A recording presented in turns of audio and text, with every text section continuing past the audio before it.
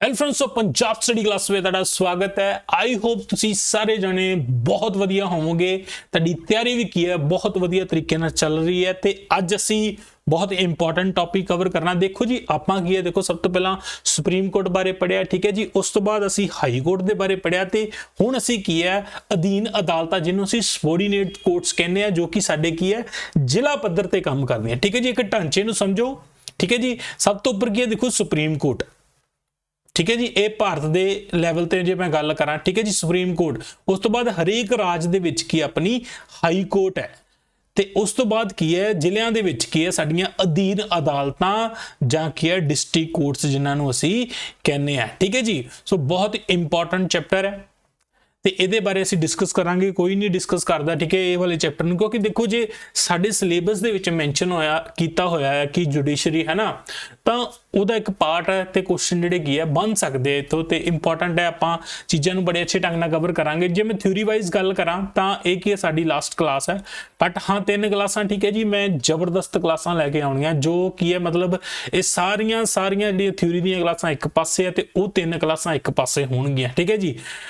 मतलब बराबर की टक्कर दी क्लासां होणगियां। मतलब एक क्लास दे विच आपां सारा जो अज तक पढ़े आ ये सारे आर्टिकल ही डिस्कस कर लेने, ठीक है जी, इक्को क्लास दे विच। तां ओह एक PDF मैं क्रिएट कर दूंगा तां जो तुसीं कि जिहड़े आर्टिकल आ उस तो बाद कि उन्हां नूं याद कर सको, क्योंकि जिहड़ी डिटेल थ्योरी डिस्कशन वो मैं ऑलरेडी तुहाडे नाल कर चुका हां, ठीक है जी। अपॉइंटमेंट्स ते डिस्कस कर लियां, तुहानूं इन्नी क डिटेल नाल कीता हुंदा तुहानूं वैसे भी चीज़ां की है याद हो गईयां होणगीयां, ठीक है। ते उस तो बाद कि एक आपां शेड्यूल जिहड़ियां 12 सूचियां संविधान दीयां, पता ही नहीं उत्थों किन्ने क्वेश्चन आउंदे आ, ठीक है, उन्हां नूं मैं डिटेल दे नाल डिस्कस करांगा, ठीक है। क्योंकि 12 सूचियां ਜਿਹੜੀਆਂ ਆਪਾਂ ਕੀ ਹੈ ਨਾਲ ਵੀ ਜਿਸ ਚੈਪਟਰ ਦੇ ਵਿੱਚ ਆਉਂਦੀ ਰਹੀ ਆਪਾਂ ਸੂਚੀ ਵੀ ਡਿਸਕਸ ਕੀਤੀ ਹੈ, ਠੀਕ ਹੈ ਜੀ। ਤਾਂ ਅਸੀਂ ਇੱਕ ਕਲਾਸ ਜਿਹੜੀ ਕਿ ਜਿਹਦੇ ਵਿੱਚ 12 ਦੀਆਂ 12 ਸੂਚੀਆਂ ਡਿਸਕਸ ਕਰਾਂਗੇ, ਜਿੱਥੋਂ ਦਾ ਕੁਐਸਚਨ ਬੰਨੇ ਹੀ ਬੰਨੇ। ਤੇ ਇੱਕ ਕਲਾਸ ਹੋਰ ਲਵਾਂਗੇ ਆਪਾਂ ਜਿੰਨੀਆਂ ਇੰਪੋਰਟੈਂਟ ਸੋਧਾਂ ਹੋਈਆਂ ਸੰਵਿਧਾਨ ਦੇ ਵਿੱਚ, ਸੋਧ ਹੋਈ ਹੈ, इंपॉर्टेंट अमेंडमेंट्स की असी कवर करांगे, ठीक है। सो अपनी की है देखो पॉलिटी कवर हो जाएगी, फिर कंप्यूटर नूं असी की है बन्ने लावांगे, ठीक है जी। तो मैथ तो चल ही रहा, ठीक है, वो मैं बच्चों के हिसाब नाल ही चीज़ां कवर करवा रहा हाँ, क्योंकि बच्चों नूं थोड़ा समा भी मिल जाए, चीज़ों नूं अच्छे ढंग दे नाल बच्चे कर लैण, ठीक है जी। सो उस तो बाद करंट अफेयर नाल आपां चला लांगे, ठीक है। आप टॉपिक वाइज ही करंट अफेयर कवर करांगे, अच्छे ढंग दे नाल चीज़ां नूं कवर करांगे। तो सब तो पहला क्लास नूं शेयर कर दो, ठीक है जी। तो वीडियो नूं लाइक जरूर कर दिया करो। हुण तां सारी थ्योरी करवाती, हुण तां कमेंट कर दिया करो, ठीक है जी। तो जिहड़े बच्चे नवें चैनल नूं सबसक्राइब कर लो, ठीक है जी। तो नवें बच्चों लिए यह है कि जेकर तुहानूं किसी भी टॉपिक दे विच दिक्कत हैगी है, ठीक है जी, कोई टॉपिक कंसैप्ट समझना होवे जां रीजनिंग दा, चाहे मैथ दा या चाहे पॉलिटी दा या, ठीक है जी, तो तुसीं की अपनी क्लासेस नूं अटेंड कर सकते हो, क्योंकि इकलौता चैनल है जिथे तुहानूं पूरी थ्योरी बड़े अच्छे ढंग दे नाल हरेक चीज़ की है बेसिक तो कवर करवाई गई है, ठीक है जी। बेसिक तो देखो जे करोगे तो सौखे रह जाओगे, ठीक है, नहीं तो अद्ध विचाले जे अड़िया जा रह जाना काम। क्योंकि जिहड़ा बच्चा नवीं तैयारी करदा ना उहदे लिए जरूरी हो जाता कि भी भाई जेकर पेपर की तैयारी करन लगा तो अच्छे ढंग नाल ही कर, थ्योरी कवर कर, तां जो ये चीज़ां लंबे समय याद रहन ते जो रिवीजन करनी हो तो बड़े सौखे ढंग नाल हो जाए, ठीक है। सो शुरू करते हैं। देखो जी एक्टिव होकर बैठ जाओ, बहुत इंटरस्टिंग चैप्टर है। तुहानूं देखो आपां की हाई कोर्ट तो शायद नहीं जाते होवांगे, है ना, सुप्रीम कोर्ट भी कित्थे गए होवांगे, ठीक है जी। तो जिला आपां मतलब डिस्ट्रिक्ट दे विच तां जाने रहने, तो तुसीं अक्सर सुनिया होगा, है ना, जिला अदालत, है ना, पेची होनी है, ठीक है, जाना है जिले, मतलब वैसे सुनिया होगा, नॉर्मली गल कर रहा मैं, ठीक है जी, इदां दी कोई गल नहीं। तो ਉਹਦੇ ਵਿੱਚ ਕੀ ਹੁੰਦਾ ਤੁਹਾਨੂੰ ਅੱਜ ਵੱਖਰੇ ਕੁਝ ਕਨਸੈਪਟ ਪਤਾ ਲੱਗਣਗੇ, ਠੀਕ ਹੈ ਜੀ। ਨਵੇਂ ਜਿਹੜੇ किस तरीके नाल नाम यूज़ होंदे आ, किन्नी सज़ा दे सकदा जिहड़ा डिस्ट्रिक्ट दा जज, उन्हां दी नियुक्ति किवें हुंदी है, तो बहुत इंपॉर्टेंट है। कल नूं तुसीं पुलिस दे विच जाना है तो तुहाडा जिहड़ा ओह हिसाब ला लो कि जिले दीआं अदालतां दे नाल कि जिहड़ा तुहाडा वाह पिया ही रहना, ठीक है। सो इस करके सानूं पूरी अंडरस्टैंडिंग की है उस चीज़ प्रति होनी चाहिए, ठीक है। जो राज की जे न्यायपालिका की गल करां, एक स्टेट दे विच, एक राज दे विच, मान लो कि पंजाब की जे मैं गल करां, सब तो उत्ते की है साडी हाई कोर्ट है, किहड़ी है, पंजाब अते हरियाणा हाई कोर्ट है।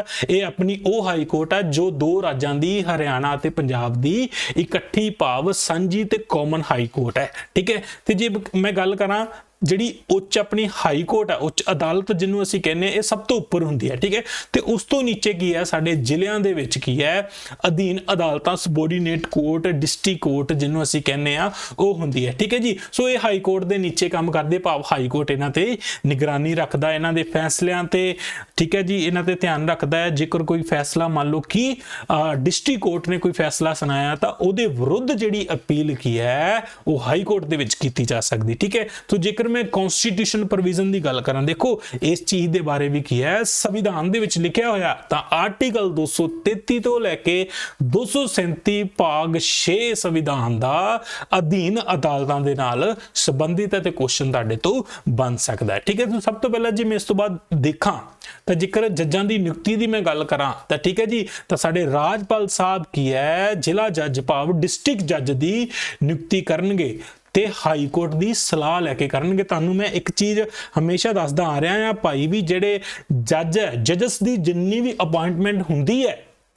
ਉਹ ਦੇਖੋ ਇਟਸ ਸੈਲਫ ਜੁਡੀਸ਼ਰੀ, ਭਾਵ ਕੀ ਹੈ, ਉਹ ਹੋਰ ਜੱਜਾਂ ਦੀ ਸਲਾਹ ਦੇ ਨਾਲ ਹੀ ਹੁੰਦੀ ਹੈ। ਇਹ ਸਰਕਾਰ ਦੇ ਹੱਥ ਨਹੀਂ ਪਾਵਰ ਹੁੰਦੀ, ਠੀਕ ਹੈ ਜੀ। ਮਤਲਬ ਇਹ ਨਹੀਂ ਹੈਗਾ ਕਿ ਰਾਜਪਾਲ ਜਾਂ ਮੁੱਖ ਮੰਤਰੀ ਆਪਦੀ ਮਰਜ਼ੀ ਦੇ ਨਾਲ ਜਿਹੜੇ ਮਰਜ਼ੀ ਬੰਦੇ ਨੂੰ ਜੱਜ ਬਣਾ ਲਓ, ਨਹੀਂ, ਉਹ ਉਹਨਾਂ ਦੀ ਹਾਈ ਕੋਰਟ ਦੀ, ਭਾਵ ਜਜਸ ਦੀ ਖੁਦ ਦੀ ਵੀ ਸਲਾਹ ਲੈਣੀ ਪੈਂਦੀ ਹੈ, ਫਿਰ ਜਾ ਕੇ ਕੀ ਹੈ ਨਿਯੁਕਤੀ ਹੁੰਦੀ ਹੈ, ਠੀਕ ਹੈ ਜੀ। ਬਾਕੀ ਦੇਖੋ ਜਿਹੜਾ ਵੀ ਵਿਅਕਤੀ ਜ਼ਿਲ੍ਹਾ ਜੱਜ ਵਜੋਂ ਨਿਯੁਕਤ ਹੋਣਾ ਚਾਹੁੰਦਾ ਹੈ ਤੇ ਉਹਦੇ ਕੋਲ ਜਿਹੜੀਆਂ ਯੋਗਤਾਵਾਂ, ਭਾਵ ਉਹਦੀ ਕੁਆਲੀਫਿਕੇਸ਼ਨ ਕੀ ਹੋਣੀ ਚਾਹੀਦੀ ਹੈ, ਤੇ ਉਹਦੇ ਵਿੱਚ ਇਹ ਗੱਲ ਲਿਖੀ ਗਈ ਹੈ, ਭਾਵ ਵੀ ਉਹ ਕਿਸੇ ਵੀ ਜਾਂ ਨਾ ਤਾਂ ਸਟੇਟ ਗਵਰਨਮੈਂਟ ਤੇ ਨਾ ਕੀ ਹੈ ਉਹ ਸੈਂਟਰ ਗਵਰਨਮੈਂਟ ਦੇ ਵਿੱਚ ਉਹ ਕਿਸੇ ਵੀ ਸੇਵਾ ਦੇ ਅਧੀਨ ਨਹੀਂ ਹੋਣਾ ਚਾਹੀਦਾ। ਮਤਲਬ ਉਹਦੀ ਕਿਤੇ ਵੀ ਹੋਰ ਜੌਬ ਨਹੀਂ ਲੱਗੀ ਹੋਣੀ ਚਾਹੀਦੀ, ਮਤਲਬ ਸਰਵਿਸ ਦੇ ਵਿੱਚ ਨਹੀਂ ਹੋਣਾ ਚਾਹੀਦਾ, ਜਾਂ ਹੋਰ ਕਿਸੇ ਡਿਪਾਰਟਮੈਂਟ, ਇਨਕਮ ਟੈਕਸ ਡਿਪਾਰਟਮੈਂਟਸ, ਠੀਕ ਹੈ, ਜਾਂ ਹੋਰ ਕੋਈ ਵੀ ਲਾ ਲਓ ਕਿ ਉਹ ਮਤਲਬ ਕਿਸੇ ਸਰਵਿਸ ਦੇ ਅਧੀਨ ਨਹੀਂ ਹੋਣਾ ਚਾਹੀਦਾ, ਠੀਕ ਹੈ ਜੀ।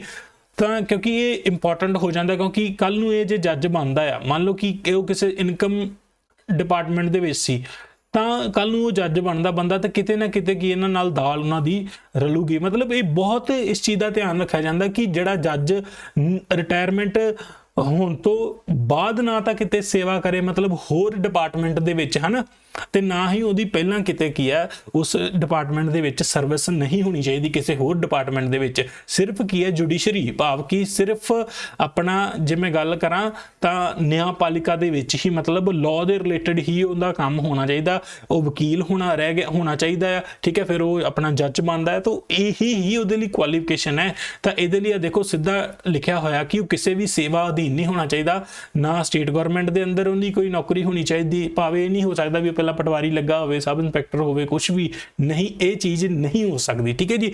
ਬਾਕੀ ਉਹ 7 ਸਾਲਾਂ ਲਈ ਐਡਵੋਕੇਟ ਰਹਿ ਚੁੱਕਿਆ ਹੋਣਾ ਚਾਹੀਦਾ, ਕਿਉਂਕਿ ਇਹ ਚੀਜ਼ਾਂ ਤੁਹਾਨੂੰ ਦੇਖੋ ਕੁਐਸਚਨ ਬਣ ਸਕਦੇ ਆ, ਠੀਕ ਹੈ। ਬਾਅਦ ਚ ਇਹ ਨਾ ਕਹੋ ਕਿ ਪਤਾ ਨਹੀਂ ਆ ਕਿੱਥੋਂ ਕੁਐਸਚਨ ਪੁੱਛ ਲਿਆ, ਤਾਂ ਮੇਰੀ ਇਹ ਜ਼ਿੰਮੇਵਾਰੀ ਬਣਦੀ ਭਾਈ ਵੀ ਮੈਂ ਸਾਨੂੰ ਕੀ ਹੈ ਸਾਰਾ ਕੁਝ ਕਵਰ ਕਰਵਾ ਦਾਂ, ਠੀਕ ਹੈ ਜੀ। ਬਾਕੀ ਦੇਖੋ ਉਹ ਬੰਦੇ ਲਈ ਹਾਈ ਕੋਰਟ ਦੀ ਰეკਮੈਂਡੇਸ਼ਨ ਹੋਣੀ ਚਾਹੀਦੀ, ਸਿਫਾਰਿਸ਼, ਮਤਲਬ ਉਹ ਸਿਫਾਰਿਸ਼ ਨਹੀਂ ਹੈਗੀ ਵੀ ਹਾਂਜੀ ਅੰਦਰ ਖਾਤੇ ਪੈਸੇ ਦੇ ਕੇ ਹਾਂਜੀ ਵੀ ਇਹਨੂੰ ਸਿਫਾਰਿਸ਼ ਕਰ ਦਿਓ, ਇਹਨੂੰ ਜੱਜ ਲਾ ਦਈਏ ਜ਼ਿਲ੍ਹੇ ਦਾ, ਨਹੀਂ, ਇਹ ਉਹ ਸਿਫਾਰਿਸ਼ ਦੀ ਨਹੀਂ, ਇਹ ਜਸਟ ਪੰਜਾਬੀ ਚ ਜਦੋਂ ਅਨੁਵਾਦ ਕੀਤਾ ਤੇ ਇਹਦਾ ਮਤਲਬ ਕਿ ਰეკਮੈਂਡੇਸ਼ਨ, ਮਤਲਬ ਵੀ ਜਦੋਂ ਵੀ ਮੈਂ ਤੁਹਾਨੂੰ ਦੱਸਿਆ ਕਿ ਰਾਜਪਾਲ ਸਾਹਿਬ ਨੇ ਨਿਯੁਕਤੀ ਕਰਨੀ ਹੈ ਤਾਂ ਸਾਡੀ ਹਾਈ ਕੋਰਟ ਦੀ ਉਹ ਕੀ ਹੈ ਸਲਾਹ ਲਵੇਗਾ, ਤਾਂ ਹਾਈ ਕੋਰਟ ਉਹ ਕੀ ਹੈ ਰეკਮੈਂਡੇਸ਼ਨ ਦੇਵੇਗਾ, ਭਾਵ ਆਪਣੀਆਂ ਹਦਾਇਤਾਂ ਦੇਵੇਗਾ, ਕਹਿ ਲਓ ਸਿਫਾਰਿਸ਼ ਕਰੇਗਾ। ਸਮਝ ਲੱਗ ਗਈ? ਹੁਣ ਤੁਸੀਂ ਇਹ ਇੱਥੇ ਸਿਫਾਰਿਸ਼ ਦਾ ਮਤਲਬ ਇਹ ਨਹੀਂ ਕਿ ਲੈ ਜੱਜਾਂ ਦੀ ਨਿਯੁਕਤੀ ਵੀ ਤਾਂ ਸਿਫਾਰਿਸ਼ ਹੀ ਹੁੰਦੀ ਹੈ, ਸਿਫਾਰਿਸ਼ੀ ਕੰਮ ਹੈ ਨਾ, ਸਿਫਾਰਿਸ਼ੀ ਕੰਮ ਇਹ ਨਹੀਂ, ਉਹ ਜਸਟ ਮੈਂ ਹੈਗੀ ਹੈ ਉਹਦੀ ਰეკਮੈਂਡੇਸ਼ਨ। ਜਦੋਂ ਪੰਜਾਬੀ ਚ ਕੀਤਾ ਤਾਂ ਉਹ ਇੱਕ ਸਿਫਾਰਿਸ਼ ਸ਼ਬਦ ਹੀ ਮੈਨੂੰ ਮਿਲਿਆ ਤਾਂ ਮੈਂ ਲਿਖ ਦਿੱਤਾ, ਠੀਕ ਹੈ ਜੀ। ਬਾਕੀ ਤੁਸੀਂ ਸਮਝ ਗਏ ਹੋਵੋਗੇ ਹਾਈ ਕੋਰਟ ਉਹਨੂੰ ਰეკਮੈਂਡ ਕਰੇ, ਠੀਕ ਹੈ, ਹਾਂਜੀ ਵੀ ਇਹ ਤੁਸੀਂ ਵਿਅਕਤੀ ਨੂੰ ਆਪਣਾ ਜ਼ਿਲ੍ਹਾ ਹਾਈ ਕੋਰਟ ਆਪਣਾ ਜ਼ਿਲ੍ਹੇ ਦੀ ਅਦਾਲਤ ਦੇ ਵਿੱਚ ਨਿਯੁਕਤ ਕਰ ਸਕਦੇ ਹੋ, ਠੀਕ ਹੈ ਜੀ। ਉਸ ਤੋਂ ਬਾਅਦ ਜੇ ਮੈਂ ਗੱਲ ਕਰਾਂ ਹੋਰ ਜੱਜ, ਠੀਕ ਹੈ, ਇੱਕ ਦੇਖੋ ਡਿਸਟ੍ਰਿਕਟ ਜੱਜ ਹੋ ਗਿਆ ਜਿਹੜਾ ਮੇਨ ਜੱਜ ਆ, ਠੀਕ ਹੈ, ਜਿਵੇਂ ਹਾਈ ਕੋਰਟ ਦੇ ਵਿੱਚ ਕਹਾਂ ਤਾਂ ਚੀਫ ਜੱਜ, ਹੈ ਨਾ, ਤੇ ਇਹ ਕੀ ਹੈ ਹੋਰ ਜੱਜ ਕਿਹੜੇ ਹੁੰਦੇ ਜਿਹੜੇ ਕਿ ਜੁਡੀਸ਼ੀਅਲ ਸਰਵਿਸ ਦੇ ਵਿੱਚ ਹੁੰਦੇ, ਜਿਹੜੇ ਕੀ ਹੈ SPSC ਮਤਲਬ ਸਟੇਟ ਪਬਲਿਕ ਸਰਵਿਸ ਕਮਿਸ਼ਨ ਦਾ ਜਿਹੜਾ ਪੇਪਰ ਹੁੰਦਾ ਹੈ ਜੁਡੀਸ਼ਰੀ ਦਾ, ਉਹਨੂੰ ਪਾਸ ਕਰਕੇ ਜਿਹੜੇ ਜੱਜ ਲੱਗਦੇ ਤਾਂ ਉਹਨਾਂ ਦੀ ਨਿਯੁਕਤੀ ਵੀ ਕੀ ਹੈ ਦੇਖੋ ਸਾਡੇ ਰਾਜਪਾਲ ਸਾਹਿਬ ਦੇ ਦੁਆਰਾ ਕੀਤੀ ਜਾਂਦੀ ਹੈ। ਸਲਾਹ ਕਿਹਦੀ ਲਈ ਜਾਂਦੀ ਹੈ ਦੇਖੋ ਸਟੇਟ ਪਬਲਿਕ ਸਰਵਿਸ ਕਮਿਸ਼ਨ, ਜਿਵੇਂ ਤੁਸੀਂ ਸੁਣਿਆ ਹੋਊਗਾ ਆਪਣਾ ਪੰਜਾਬ ਦਾ Punjab service Punjab public service commission जिन्होंने PPSC कहने है ना, PPSC पेपर नहीं कंडक्ट करती, DSP का पेपर कंडक्ट करती है, या PPSC के होर नैब तहसीलदार का पेपर है ना, ये वो PPSC है। ठीक है जी, ये स्टेट PCS तां कह देंगे क्योंकि सारिਆਂ ਦਾ स्टेट PCS ਹੁੰਦਾ ਤੇ ਆਪਣੇ पंजाब ਦਾ ਤੇ ਇੱਥੇ पंजाब ਲੱਗ ਜਾਂਦਾ है। ठीक है जी, ਤੇ हाई कोर्ट की सलाह ਦੇ ਨਾਲ ਇਹ ਜਿਹੜੇ जुडिशियल सर्विस ਜਿਹੜੇ डिस्ट्रिक्ट जज के अधीन जज होंगे आ, जिहड़े कह लो कि छोटे जज, उन्हां दी नियुक्ति की जाती है। ठीक है जी, सो ये होगी अपॉइंटमेंट की गल। सो मेनली की है साडे राजपाल साहब की इन्हों नियुक्त करते हैं। ठीक है जी, उस तो बाद एक ढांचा समझो। ठीक है जी, जिहड़ा अपने जिले दी अदालतां दे मतलब पूरा राज दा तुहानूं मैं समझाउणा। देखो सब तो उपर की है, देखो हाई कोर्ट होंदी। ठीक है जी, उस तो बाद की है इंपोर्टेंट जिहड़ी अपनी हुंदी है अपनी अदालत, वो हुंदी जिला ते सैशन अदालत। ठीक है जी, इन्हां 'च मैं फर्क दसूंगा, जिला अदालत किहड़ी हुंदी है ते सैशन कोर्ट किहड़ी हुंदी है। ठीक है जी, उस तो बाद की सिविल साइड। सिविल साइड मतलब सिविल केस किहड़े हुंदे नॉर्मली, जिवें अपना जिन्हां दे विच मतलब दूजा जुर्म नहीं हुंदा। ठीक है जी, क्रिमिनल साइड जिवें किसी दी हत्या करती है ना, मर्डर करता, ये इधरले पासे केस जिहड़े आ जाते हैं। ठीक है, सिविल साइड केस जिहड़े की है मतलब जिवें टैक्स दे रिलेटेड हो गया, किसी बंदे ने अपना जिवें कंज्यूमर एक्ट दे अंदर किसी दा केस करता, तो इस तरीके दे नाल जिहड़े केस हुंदे आ। ठीक है जी, ਤਾਂ ਉਸ ਉਹ ਸਾਈਡ ਵੱਖਰੀ ਹੁੰਦੀ ਹੈ ਤੇ ਜਿਹੜੀ ਆ ਸਿਵਲ ਸਾਈਡ ਕ੍ਰਿਮੀਨਲ ਸਾਈਡ ਵੱਖਰੀ ਹੁੰਦੀ ਹੈ, ਇਹਨਾਂ ਲਈ ਵੱਖਰੀਆਂ ਅਦਾਲਤਾਂ ਹੁੰਦੀਆਂ। ਠੀਕ ਹੈ ਜੀ,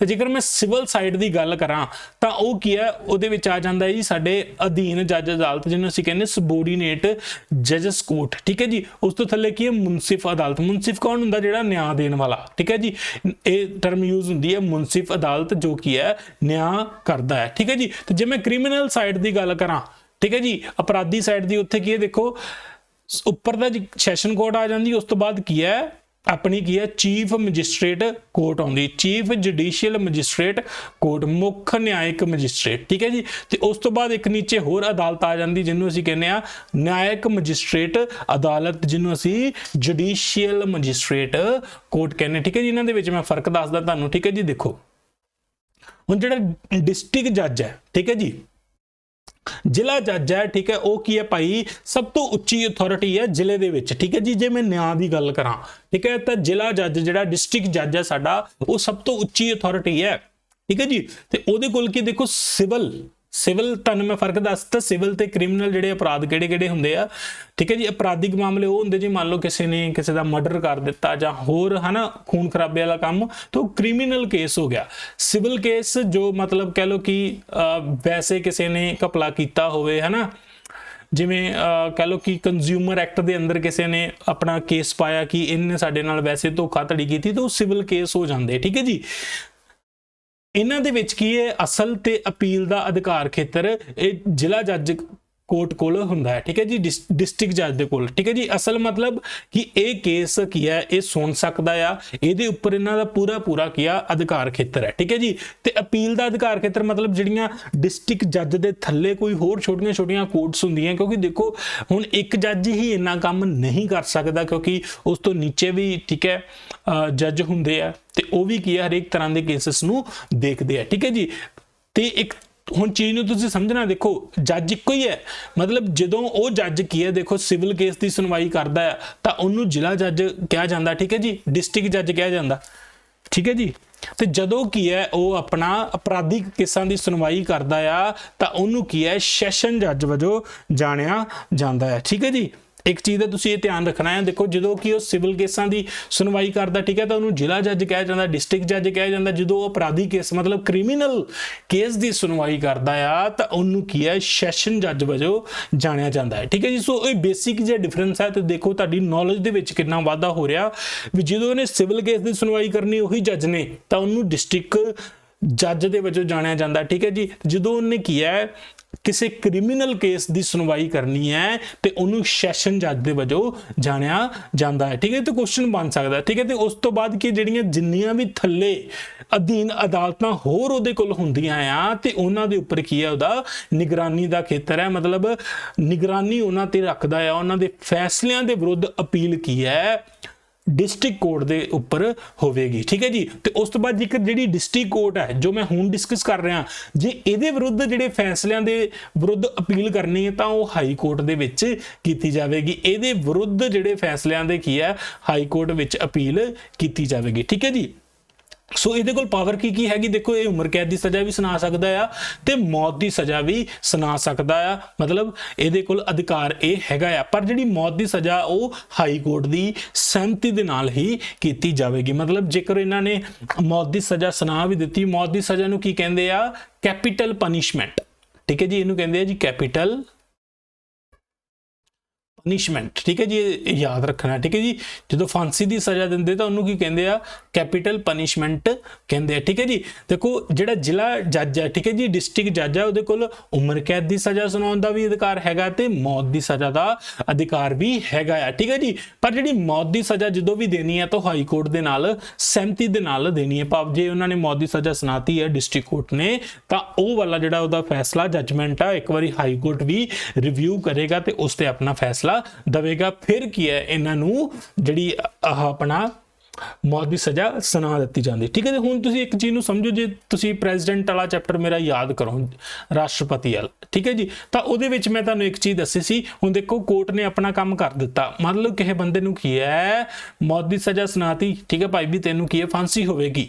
ਤਾਂ ਇਸ ਚੀਜ਼ ਦੀ ਜਿਹੜੀ ਮਰਸੀ ਪਟੀਸ਼ਨ ਹੈ, ਮਰਸੀ ਪਟੀਸ਼ਨ ਕੀ ਹੁੰਦੀ ਹੈ ਵੀ ਮਾਫੀ ਦੇ ਲਈ ਕੀ ਅਰਜੀ ਲਾਉਣਾ। ਦੇਖੋ ਕਿਉਂਕਿ ਅਦਾਲਤਾਂ ਨੇ ਸਾਰੀ ਜਾਂਚ ਪੜਤਾਲ ਕਰਕੇ ਉਹਨੂੰ ਦੋਸ਼ੀ ਠਹਿਰਾ ਕੇ ਭਾਈ ਉਹਨੂੰ ਮੌਤ ਦੀ ਸਜ਼ਾ ਦੇ ਦਿੱਤੀ ਹੈ, ਪਰ ਸਾਡੇ ਰਾਸ਼ਟਰਪਤੀ ਸਾਹਿਬ ਕੋਲੇ ਪਾਵਰ ਹੈ ਉਹਦੀ ਸਜ਼ਾ ਨੂੰ ਮਾਫ ਵੀ ਕਰ ਸਕਦਾ ਆ। ਮੈਂ ਤੁਹਾਨੂੰ ਵੱਖ-ਵੱਖ ਦੱਸਿਆ ਸੀ, ਉਹਦੇ ਵਿੱਚ ਸਜ਼ਾ ਨੂੰ ਘਟਾ ਸਕਦਾ ਹੈ। ਮਤਲਬ ਜੇ ਉਹਨੂੰ ਮੌਤ ਦੀ ਸਜ਼ਾ ਮਿਲੀ ਹੈ ਤੇ ਰਾਸ਼ਟਰਪਤੀ ਸਾਹਿਬ ਕੀ ਕਰ ਸਕਦੇ ਆ ਵੀ ਉਹਨੂੰ ਉਮਰ ਕੈਦ 'ਚ ਬਦਲ ਦੇਣ, ਹਨਾ, ਉਮਰ ਕੈਦ 'ਚ ਮਿਲ ਦੇਣ। ਜੇ ਉਮਰ ਕੈਦ ਹੋ ਗਈ ਹੈ ਤੇ ਉਮਰ ਕੈਦ ਦੀ ਸਾਲ ਘਟਾ ਦੇਣੇ, ਠੀਕ ਹੈ ਜੀ। ਮੰਨ ਲਓ ਕਿ ਜੇਕਰ ਕੋਈ ਲੇਡੀ ਪ੍ਰੈਗਨੈਂਟ ਹੈ ਜਾਂ ਉਹਦੀ ਸਪੈਸ਼ਲ ਡਿਸਐਬਿਲਿਟੀ ਹੈ, ਮਤਲਬ ਕੋਈ ਇਨਸਾਨ ਹੈ ਉਹ ਅਪਾਹਜ ਹੈ, ਉਹਦੀ ਉਸ ਤਰੀਕੇ ਦੇ ਨਾਲ ਸਜ਼ਾ ਘਟਾਈ ਜਾ ਸਕਦੀ ਹੈ ਨਾ, ਜਾਂ ਕੰਪਲੀਟ ਪਾਰਡਨ ਜਾਂ ਕੰਪਲੀਟ ਮਾਫੀ ਵੀ ਜਿਹੜੀ ਕੀ ਹੈ ਉਹ ਸਾਡੇ ਰਾਸ਼ਟਰਪਤੀ ਸਾਹਿਬ ਦੇ ਸਕਦੇ ਆ। ਬਾਕੀ ਤੁਹਾਨੂੰ ਉਹ ਚੀਜ਼ ਪਤਾ ਹੀ ਹੈ ਵੀ ਰਾਸ਼ਟਰਪਤੀ ਜੇ ਕੋਈ ਵੀ ਕੰਮ ਕਰਦਾ ਆ ਤਾਂ ਉਹ ਮੰਤਰੀ ਮੰਡਲ ਤੇ ਸਾਡੇ ਪ੍ਰਧਾਨ ਮੰਤਰੀ ਦੀ ਸਲਾਹ ਤੇ ਹੁੰਦਾ ਆ। ਸੋ ਇਨਡਾਇਰੈਕਟਲੀ ਪਾਵਰ ਤਾਂ ਇਹਨਾਂ ਕੋਲ ਆ ਤੇ ਇਹ ਤੇ ਸਾਡੇ ਰਾਸ਼ਟਰਪਤੀ ਸਾਹਿਬ ਸਿਰਫ ਕੀ ਹੈ ਇਹਨਾਂ ਦਾ ਨਾਮ ਚੱਲਦਾ ਆ, ਠੀਕ ਹੈ ਜੀ, ਮਿੱਤਰਾਂ ਦਾ ਨਾਮ ਚੱਲਦਾ ਆ, ਠੀਕ ਹੈ ਜੀ। ਚਲੋ ਅੱਗੇ ਵਧੀਏ। ਉਸ ਤੋਂ ਬਾਅਦ ਜੇ ਮੈਂ ਗੱਲ ਕਰਾਂ, ਠੀਕ ਹੈ ਜੀ, ਜ਼ਿਲ੍ਹਾ ਤੇ ਸੈਸ਼ਨ ਕੋਰਟ, ਠੀਕ ਹੈ ਜੀ। ਹੁਣ ਦੇਖੋ ਜਦੋਂ ਸਿਵਲ ਕੇਸ ਦੀ ਸੁਣਵਾਈ ਹੁੰਦੀ ਹੈ, ਠੀਕ ਹੈ ਜੀ, ਸਿਵਲ ਕੇਸ ਦੀ ਸੁਣਵਾਈ, ਠੀਕ ਹੈ। ਹੁਣ ਸਿਵਲ ਕੇਸ ਦੇ ਵਿੱਚ ਕਨਫਿਊਜ਼ਨ ਤਾਂ ਨਹੀਂ ਹੈਗੀ ਨਾ। ਸਿਵਲ ਕੇਸ ਮਤਲਬ ਮੰਨ ਲਓ ਕਿ ਮੈਰਿਜ ਦੇ ਰਿਲੇਟਡ ਹੋ ਗਿਆ, ਡਾਈਵੋਰਸ ਦੇ ਰਿਲੇਟਡ ਹੋ ਗਿਆ, ਤਾਂ ਇਹ ਸਿਵਲ ਕੇਸ ਹੁੰਦੇ ਆ, ਠੀਕ ਹੈ ਜੀ। ਸੈਸ਼ਨ ਮਤਲਬ ਕ੍ਰਿਮੀਨਲ ਕੇਸ ਕਿਹੜੇ ਹੁੰਦੇ ਆ, ਮੈਂ 3 ਵਾਰੀ ਦੱਸਤਾ ਕਿ ਤੁਹਾਨੂੰ ਕਲੈਰਿਟੀ ਆ ਜਾਏ, ਕਿਉਂਕਿ ਜਿਹੜੀ ਕੋਰਟਸ ਹੈ ਉਹ ਇਸ ਆਧਾਰਿਤ ਹੀ ਡਿਫਰੈਂਸ਼ੀਏਟ ਭਾਵਨਾ 'ਚ ਫਰਕ ਕੀਤਾ ਗਿਆ। ਸਿਵਲ ਕੇਸ ਜਿਵੇਂ ਮੈਰਿਜ ਦੇ ਰਿਲੇਟਡ ਕੋਈ ਕੇਸ ਆ ਗਿਆ, ਹਨਾ, ਡਾਈਵੋਰਸ ਦੇ ਰਿਲੇਟਡ ਇਹ ਸਭ ਤੋਂ ਬੈਸਟ ਐਗਜ਼ਾਮਪਲ ਹੋਗੀ। ਡਾਈਵੋਰਸ ਕਿਸੇ ਨੇ ਲੈਣਾ, ਕੋਈ ਇਹਦੇ 'ਚ ਕਿਹੜਾ ਕੋਈ ਮਤਲਬ ਆਪਣਾ ਵੀ ਕਿਸੇ ਨੂੰ ਮਾਰਿਆ ਜਾਂ ਕੁਛ ਹਨਾ ਕੀਤਾ, ਕਿਉਂਕਿ ਇਹ ਇੱਕ ਫੈਮਿਲੀ ਲਾਅ ਦੇ ਅੰਡਰ ਆਉਂਦਾ ਆ, ਹਨਾ। ਤੇ ਜਿਹੜਾ ਕ੍ਰਿਮੀਨਲ ਕੇਸ ਹੁੰਦਾ, ਜਿਵੇਂ ਮੰਨ ਲਓ ਕਿ ਕਿਸੇ ਦਾ ਮਰਡਰ ਹੋ ਗਿਆ ਜਾਂ ਕੁਝ ਹੋਰ ਜਿਹੜਾ ਉਹਨੂੰ ਮਾਰਨ ਦੀ ਕੋਸ਼ਿਸ਼ ਕੀਤੀ ਗਈ, ਉਹ ਕ੍ਰਿਮੀਨਲ ਕੇਸ ਦੇ ਵਿੱਚ ਆ ਜਾਂਦਾ, ਠੀਕ ਹੈ ਜੀ। ਤੋ ਜਿਹੜਾ ਇਹ ਵਾਲਾ ਸਟਰਕਚਰ ਤੁਸੀਂ ਇੱਕ ਵਾਰੀ ਫਿਰ ਦੇਖੋ ਸਿਵਲ ਸਾਈਡ ਕੀ ਹੈ ਸਾਡੀਆਂ। ਸਿਵਲ ਸਾਈਡ ਜੇ ਮੈਂ ਗੱਲ ਕਰਾਂ ਤਾਂ ਸਾਡੇ ਕੋਲ ਕੀ ਹੈ, ਅਧੀਨ ਜੱਜ ਅਦਾਲਤ ਤੇ ਉਸ ਤੋਂ ਥੱਲੇ ਕੀ ਹੈ, ਮੁਨਸਿਫ ਹੈ। ਤੇ ਜੇਕਰ ਕ੍ਰਿਮੀਨਲ ਸਾਈਡ ਦੀ ਗੱਲ ਕਰਾਂ, ਸਾਡੇ ਕੋਲ ਮੁੱਖ ਨਿਆਇਕ ਮੈਜਿਸਟ੍ਰੇਟ ਅਦਾਲਤ ਹੈ, ਜਿਹਨੂੰ ਅਸੀਂ ਚੀਫ ਜੁਡੀਸ਼ੀਅਲ ਮੈਜਿਸਟ੍ਰੇਟ ਕੋਰਟ ਕਹਿੰਦੇ ਆ, ਠੀਕ ਹੈ ਜੀ। ਸੋ ਸਭ ਤੋਂ ਪਹਿਲਾਂ ਮੈਂ ਤੁਹਾਨੂੰ ਉਸ ਤੋਂ ਬਾਅਦ ਹੁਣ ਆਪਣੀ ਕਿਹੜੀ ਆ ਗਈ, ਜਿਹੜੀ ਸੈਕੰਡ ਵਾਲੀ ਜਿਹੜੀ ਆਪਾਂ ਹੁਣੇ ਢਾਂਚੇ 'ਚ ਦੇਖਿਆ, ਸਿਵਲ ਸਾਈਡ ਕੀ ਹੈ, ਅਧੀਨ ਜੱਜ ਅਦਾਲਤ ਹੈ, ਠੀਕ ਹੈ ਜੀ, ਸਮਝ ਲੱਗ ਗਈ, ਸਬੋਰਡੀਨੇਟਸ ਕੋਰਟ, ਠੀਕ ਹੈ। ਤੇ ਅਪਰਾਧ ਵਾਲੀ ਸਾਈਡ ਕੀ ਹੈ, ਜਿਹੜੀ ਮੁੱਖ ਨਿਆਇਕ ਮੈਜਿਸਟ੍ਰੇਟ ਅਦਾਲਤ ਹੁੰਦੀ ਹੈ, ਠੀਕ ਹੈ ਜੀ। ਤੋ ਜਿਹੜਾ ਅਧੀਨ ਜੱਜ ਹੈ ਉਹ ਸਿਵਲ ਕੇਸ ਨੂੰ ਦੇਖਦਾ ਹੈ, ਠੀਕ ਹੈ ਜੀ, ਸਿਵਲ ਕੇਸ ਤੁਹਾਨੂੰ ਮੈਂ ਦੱਸ ਦਿੱਤਾ ਹੈ।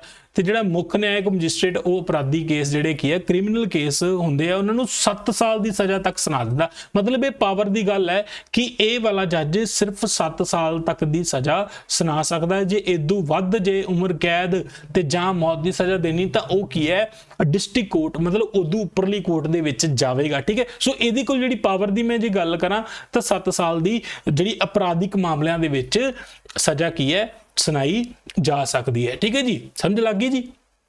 ਮਤਲਬ ਪਾਵਰ ਦੀ ਗੱਲ ਹੈ ਕਿ 7 ਸਾਲ ਤੱਕ ਦੀ ਸਜ਼ਾ ਸੁਣਾ ਸਕਦੇ, ਠੀਕ ਹੈ ਜੀ। ਉਸ ਤੋਂ ਬਾਅਦ ਮੈਂ ਜੇ ਗੱਲ ਕਰਾਂ ਸਿਵਲ ਸਾਈਡ ਦੀ ਗੱਲ ਤਾਂ ਮੁਨਸਿਫ ਦੀ ਅਦਾਲਤ ਆਉਂਦੀ ਹੈ, ਠੀਕ ਹੈ ਜੀ। ਮੁਨਸਿਫ ਤੁਹਾਨੂੰ ਦੱਸਿਆ ਕਿ ਮੁਨਸਿਫ ਕੌਣ ਹੁੰਦਾ ਆ, ਜੋ ਕੀ ਹੈ ਨਿਆਂ ਦਿੰਦਾ ਆ, ਨਿਆਂ ਪ੍ਰਦਾਨ ਕਰਨ ਵਾਲਾ ਇਨਸਾਨ, ਠੀਕ ਹੈ, ਉਹਦੇ ਲਈ ਟਰਮ ਯੂਜ਼ ਹੁੰਦੀ ਹੈ, ਠੀਕ ਹੈ ਜੀ। ਤੇ ਮਤਲਬ ਪੁਰਾਣੇ ਸਮੇਂ ਤੋਂ ਯੂਜ਼ ਹੁੰਦੀ ਆ ਰਹੀ ਹੈ, ਠੀਕ ਹੈ। ਇਹ ਉਦੋਂ ਵੀ ਨਿਚਲੇ ਲੈਵਲ ਤੇ ਅਦਾਲਤਾਂ ਹੁੰਦੀਆਂ, ਠੀਕ ਹੈ। ਤੇ ਅਪਰਾਧਿਕ ਸਾਈਡ ਤੇ ਕੀ ਹੈ, ਨਿਆਇਕ ਮੈਜਿਸਟ੍ਰੇਟ ਦੀ ਅਦਾਲਤ ਹੁੰਦੀ ਹੈ। ਤੇ ਦੇਖੋ ਮੁਨਸਿਪਲ ਕੇਸਾਂ ਦੇ ਵਿੱਚ ਮਤਲਬ ਸਿਵਲ ਕੇਸਾਂ ਦੇ ਵਿੱਚ ਸੁਣਵਾਈ ਕਰਦਾ, ਤੇ ਜਿਹੜਾ ਨਿਆਇਕ ਮੈਜਿਸਟ੍ਰੇਟ ਆ ਅਪਰਾਧੀ ਮਾਮਲਿਆਂ 'ਚ ਸੁਣਵਾਈ ਕਰਦਾ। ਤੇ ਜੇ ਮੈਂ ਪਾਵਰ ਦੀ ਗੱਲ ਕਰਾਂ ਤਾਂ ਇਹ 3 ਸਾਲ ਤੱਕ ਸਜ਼ਾ ਸੁਣਾ ਸਕਦਾ, ਬਸ ਇਹੀ ਫਰਕ ਹੈ ਇਹਨਾਂ 'ਚ, ਸਮਝ ਲੱਗੇ ਜੀ। ਇਹ 3 ਸਾਲ ਤੱਕ ਸਜ਼ਾ ਸੁਣਾ ਸਕਦਾ, ਜਿਹੜੀ ਉਦੋਂ ਉੱਪਰ ਵਾਲੀ 7 ਸਾਲ ਦੀ, ਤੇ ਉਦੋਂ ਉੱਪਰ ਵਾਲਾ ਜਿਹੜਾ ਮੌਤ ਦੀ ਸਜ਼ਾ ਪਲੱਸ ਉਮਰ ਕੈਦ ਦੀ ਸਜ਼ਾ ਵੀ ਸੁਣਾ ਸਕਦਾ। ਤੇ ਜੇ ਮੌਤ ਦੀ ਸਜ਼ਾ ਦਿੱਤੀ ਹੈ ਇਹਨੇ ਆਪਣੀ ਡਿਸਟ੍ਰਿਕਟ ਕੋਰਟ ਨੇ, ਜਿਹੜੀ ਸਭ ਤੋਂ ਜ਼ਿਲ੍ਹੇ ਦੇ ਵਿੱਚ ਸਭ ਤੋਂ ਉੱਪਰਲੀ ਅਦਾਲਤ ਹੈ, ਤੇ ਜੇਕਰ ਉਹ ਮੌਤ ਦੀ ਸਜ਼ਾ ਸੁਣਾਉਂਦੀ ਹੈ ਤੇ ਉਹਨੂੰ ਕੀ ਹੈ, ਹਾਈ ਕੋਰਟ ਦੇ ਨਾਲ ਕੀ ਹੈ, ਉਹਨੂੰ ਕਨਫਰਮ ਕਰਨਾ ਪਵੇਗਾ, ਠੀਕ ਹੈ ਜੀ। ਸੋ ਇਹ ਸੀਗਾ ਬੇਸਿਕ ਢਾਂਚਾ ਜਿਹੜਾ ਇਹਦੇ ਬਾਰੇ। ਤੋਂ ਇੱਕ ਇੰਪੋਰਟੈਂਟ ਜਿਹਾ ਕੁਐਸਚਨ ਕਈ ਵਾਰੀ ਬਣ ਜਾਂਦਾ ਆ, ਠੀਕ ਹੈ ਜੀ। ਨਾਲਸਾ ਇਹਨੂੰ ਕਹਿੰਦੇ ਆ ਨੈਸ਼ਨਲ ਲੀਗਲ ਸਰਵਿਸ ਅਥਾਰਟੀ, ਠੀਕ ਹੈ ਜੀ। ਕਈ ਵਾਰੀ ਦੀ ਫੁੱਲ ਫਾਰਮ ਪੁੱਛੀ ਜਾ ਸਕਦੀ ਹੈ, ਇਹਨੂੰ ਵੈਸੇ ਇਦਾਂ ਵੀ ਲਿਖਿਆ ਜਾਂਦਾ ਨੈਸ਼ਨਲ ਲੀਗਲ ਸਰਵਿਸ ਅਥਾਰਟੀ ਨਾਲਸਾ। ਜੇ ਇਹਦੀ ਫੁੱਲ ਫਾਰਮ ਪੁੱਛਣ ਤਾਂ ਇਹ ਯਾਦ ਰੱਖਣਾ ਹੈ, ਠੀਕ ਹੈ ਜੀ, ਨੈਸ਼ਨਲ ਲੀਗਲ ਸਰਵਿਸ ਅਥਾਰਟੀ, ਠੀਕ ਹੈ ਜੀ। ਸੋ ਇੱਕ ਚੀਜ਼ ਮੈਂ ਤੁਹਾਨੂੰ ਦੱਸਦਾ, ਦੇਖੋ ਸੰਵਿਧਾਨ ਦੇ ਵਿੱਚ ਆਰਟੀਕਲ 39A, ਠੀਕ ਹੈ ਜੀ, 39A ਐਡ ਕੀਤਾ ਗਿਆ, ਠੀਕ ਹੈ ਜੀ। ਤਾਂ ਇਹਦੇ ਦੁਆਰਾ ਇਹ ਗੱਲ ਕਿਹਾ ਕਿ ਜਿਹੜੇ ਸਮਾਜ ਦੇ ਗਰੀਬ ਤੇ ਕਮਜ਼ੋਰ ਲੋਕ ਆ ਉਹਨਾਂ ਨੂੰ ਕੀ ਹੈ, ਮੁਫਤ ਕਾਨੂੰਨੀ ਸਹਾਇਤਾ ਮਿਲਣੀ ਚਾਹੀਦੀ। ਭਾਵ ਕੀ ਹੋਵੇਗਾ ਕਿ ਮੰਨ ਲਓ ਕੋਈ ਕੇਸ ਉਹਨਾਂ ਨੇ ਲੜਨਾ, ਤਾਂ ਉਹਨੂੰ ਕੀ ਉਹਨਾਂ ਨੂੰ ਵਕੀਲ ਜਿਹੜਾ ਉਹਨਾਂ ਨੇ ਕਰਨਾ ਜਾਂ ਹੋਰ ਕਾਗਜ਼ੀ ਕਾਰਵਾਈ ਤੇ ਖਰਚਾ ਹੁੰਦਾ, ਤਾਂ ਇਹ ਕੀ ਹੈ, ਨੈਸ਼ਨਲ ਲੀਗਲ ਸਰਵਿਸ ਅਥਾਰਟੀ ਕੀ ਹੈ, ਉਹਨਾਂ ਦੀ ਮਦਦ ਕਰਦੀ ਹੈ, ਠੀਕ ਹੈ। ਸੋ ਜਿਹੜੀ ਨੈਸ਼ਨਲ ਲੀਗਲ ਸਰਵਿਸ ਅਥਾਰਟੀ ਦੇ ਅੰਦਰ ਕੀ ਹੈ, ਇੱਕ ਆਪਣੀ ਜ਼ਿਲ੍ਹਾ ਪੱਧਰ ਤੇ ਹੁੰਦੀ ਹੈ, ਇੱਕ ਸਟੇਟ ਪੱਧਰ ਤੇ, ਇੱਕ ਨੈਸ਼ਨਲ ਪੱਧਰ ਤੇ ਕੀ ਹੈ, ਅਥਾਰਟੀ ਇਹ ਬਣਦੀ ਹੈ ਜੋ ਲੋਕਾਂ ਨੂੰ ਕੀ ਹੈ, ਉਹਨਾਂ ਦੀ ਜਿਹੜੀ ਲੀਗਲ ਏਡ ਮਤਲਬ ਕਾਨੂੰਨੀ ਸਹਾਇਤਾ ਪ੍ਰੋਵਾਈਡ ਕਰਦੀ ਹੈ, ਠੀਕ ਹੈ। ਤੇ ਜੇਕਰ ਸਵਾਲ ਇਹ ਬਣੇ ਕਿ ਇਹਨੂੰ ਕਦੋਂ ਪਾਸ ਕੀਤਾ ਗਿਆ, ਤਾਂ 1987 ਦੇ ਵਿੱਚ legal service authority act pass ਕੀਤਾ ਗਿਆ, ਤੇ 1995 ਚ ਇਹਨੂੰ ਲਾਗੂ ਕੀਤਾ ਗਿਆ, ਠੀਕ ਹੈ। ਲਾਗੂ ਕੀ ਹੈ 1995 ਚ ਕੀਤਾ, ਤਾਂ ਜੋ ਕੀ ਹੈ, ਕਮਜ਼ੋਰ ਤੇ ਗਰੀਬ ਲੋਕਾਂ ਨੂੰ ਕੀ ਹੈ, ਮੁਫਤ ਨਿਆਂ ਦੀ ਸਹਾਇਤਾ ਮਿਲ ਸਕੇ, ਠੀਕ ਹੈ ਜੀ।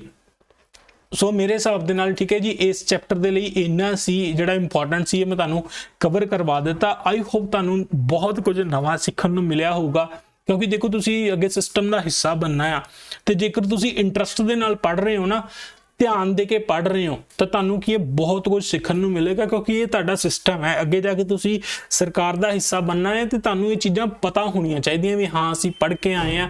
ਦੋ ਚੀਜ਼ਾਂ ਮਤਲਬ ਕੰਮ ਆਉਂਦੀਆਂ। ਦੇਖੋ ਇੱਕ ਤਾਂ ਤੁਹਾਨੂੰ ਇਹ ਸਾਨੂੰ ਸਮਝ ਆ ਜਿਹੜੀ ਅੱਜ ਜੋ ਸਿੱਖਿਆ ਤੁਹਾਨੂੰ ਪਤਾ ਲੱਗੇਗਾ ਹੈ ਨਾ, ਵੀ ਇਦਾਂ ਦਾ ਸਿਸਟਮ ਹੁੰਦਾ ਆ ਸਾਰਾ, ਠੀਕ ਹੈ।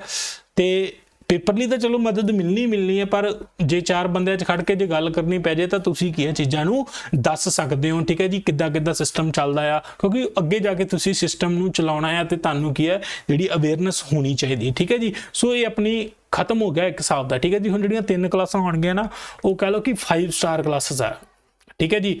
ਉਹ ਕਲਾਸਾਂ ਬਸ ਉਹਨਾਂ ਨੂੰ ਰੱਟ ਲਿਓ, ਠੀਕ ਹੈ ਜੀ, ਜੋ ਮਰਜ਼ੀ ਕਰ ਲਿਓ, ਰੱਟ ਲਿਓ, ਸਾੜ ਕੇ ਸੁੰਘ ਜਿਓ, ਠੀਕ ਹੈ ਜੀ, ਜੋ ਮਰਜ਼ੀ ਖਾ ਜਿਓ, ਪੀ ਜਿਓ, ਮਤਲਬ ਉਹ ਤਾਂ ਤੁਸੀਂ ਰੱਟ ਹੀ ਲੈਣੀਆਂ, ਠੀਕ ਹੈ। ਉੱਥੋਂ ਤਾਂ ਸਿੱਧੇ ਕੁਐਸਚਨ ਬਣਨੇ ਹੀ ਬਣਨੇ, ਠੀਕ ਹੈ ਜੀ। ਬਾਕੀ ਜਿਹੜੇ ਜੋ ਮੈਂ ਸਾਰਾ ਕੁਝ ਕਵਰ ਕਰਵਾਇਆ ਆ, ਠੀਕ ਹੈ, ਉਹ ਇੱਕ ਹਿਸਾਬ ਦੀ ਉਹਦੇ ਨਾਲ ਆਪਣੀ ਰਿਵੀਜ਼ਨ ਹੋ ਜਾਣੀ ਹੈ, ਠੀਕ ਹੈ ਜੀ, ਇੰਪੋਰਟੈਂਟ। ਹਾਂ ਇਨ ਕੇਸ ਮੈਨੂੰ ਅੱਗੇ ਕੁਝ ਲੱਗਾ ਵੀ ਮੇਰੇ ਧਿਆਨ ਚ ਆ ਜਾਏ ਕਿ ਹਾਂ ਇੱਥੋਂ ਕੁਐਸਚਨ ਕੋਈ ਬਣਿਆ ਆ, ਤਾਂ ਇੱਕ ਅੱਧੀ ਕਲਾਸ ਆਪਾਂ ਹੋਰ ਲੈ ਲਾਂਗੇ। ਪਰ ਆਪਾਂ ਨੇ ਕੀ ਹੈ, ਇੱਕ ਵਾਰੀ ਕਹ ਲਓ ਕਿ 95% ਕੰਮ ਆਪਾਂ ਮਤਲਬ ਕਰ ਦਿੱਤਾ ਹੈ ਪੋਲਿਟੀ ਦਾ। ਤੇ ਇਹ ਤੁਸੀਂ ਚਾਹੇ ਆਪਣਾ ਹੁਣ ਪੁਰਾਣਾ ਪੇਪਰ ਚੱਕ ਲਿਓ, ਚਾਹੇ ਸਬ ਇੰਸਪੈਕਟਰ ਦਾ ਚੱਕ ਲਓ, ਚਾਹੇ ਕਾਂਸਟੇਬਲ ਦਾ ਚੱਕ ਲਓ, ਤੁਸੀਂ ਸਾਰੇ ਕੁਐਸਚਨ ਕੀ ਹੈ ਅਟੈਂਪਟ ਕਰ ਪਾਓਗੇ। ਜੇਕਰ ਸ਼ਡਿਊਲ ਵਗੈਰਾ ਦਾ ਕੁਐਸਚਨ ਸ਼ਾਇਦ ਛੱਡਿਆ ਜਾਵੇ, ਕਿਉਂਕਿ ਉਹ ਵੀ ਮੈਂ ਤੁਹਾਨੂੰ ਕਵਰ ਕਰਵਾਉਂਗਾ, ਠੀਕ ਹੈ ਜੀ, ਸ਼ਡਿਊਲ ਵੀ, ਠੀਕ ਹੈ। ਸੋ ਆਈ ਹੋਪ ਤੁਹਾਨੂੰ ਬਹੁਤ ਕੁਝ ਸਿੱਖਣ ਨੂੰ ਮਿਲਿਆ ਹੋਊਗਾ। ਕਲਾਸ ਨੂੰ ਵੱਧ ਤੋਂ ਵੱਧ ਸ਼ੇਅਰ ਜ਼ਰੂਰ ਕਰ ਦਿਆ ਕਰੋ, ਠੀਕ ਹੈ ਜੀ, ਤੇ ਕਮੈਂਟ ਜ਼ਰੂਰ ਕਰਿਆ ਕਰੋ, ਠੀਕ ਹੈ ਜੀ। ਕਮੈਂਟ ਨਾਲ ਪਤਾ ਲੱਗਦਾ ਰਹਿੰਦਾ ਕਿ ਚਲੋ ਬੱਚਿਆਂ ਨੂੰ ਸਿੱਖਣ ਨੂੰ ਮਿਲਿਆ ਆ, ਠੀਕ ਹੈ ਜੀ, ਬੱਚਿਆਂ ਨੂੰ ਫਾਇਦਾ ਹੋਵੇਗਾ, ਠੀਕ ਹੈ ਜੀ, ਕਿਉਂਕਿ ਥਿਊਰੀ ਬੜੀ ਅੱਛੇ ਢੰਗ ਨਾਲ ਆਪਾਂ ਕਵਰ ਕੀਤੀ ਹੈ, ਠੀਕ ਹੈ ਜੀ। ਹੁਣ ਔਨ ਐਵਰੇਜ ਤੁਸੀਂ ਹਿਸਾਬ ਲਾ ਲਓ ਕਿ ਆਪਾਂ ਜੇ ਮੇਰੀਆਂ ਮੈਕਸਿਮਮ 25 ਕਲਾਸਾਂ ਹੋਣਗੀਆਂ, ਤੇ ਇਹਦੇ ਨਾਲ ਸਾਡੇ 15 ਨੰਬਰ ਪੱਕੇ ਹੋਣੇ ਆ, ਠੀਕ ਹੈ ਜੀ, 15 ਨੰਬਰ ਪੱਕੇ ਜਿਹੜੇ ਪੋਲਿਟੀ ਦੇ ਨਾਲ ਰਿਲੇਟ ਕਰਕੇ ਕੁਐਸਚਨ ਆਉਣੇ ਆ, ਠੀਕ ਹੈ ਜੀ। ਸੋ ਬਹੁਤ ਹੀ ਇੰਪੋਰਟੈਂਟ ਸੀਗਾ। ਸੋ ਤੁਹਾਨੂੰ ਬਸ ਨੈਕਸਟ ਕਲਾਸ ਦੇ ਵਿੱਚ ਮਿਲਾਂਗਾ, ਠੀਕ ਹੈ ਜੀ। So thank you so much.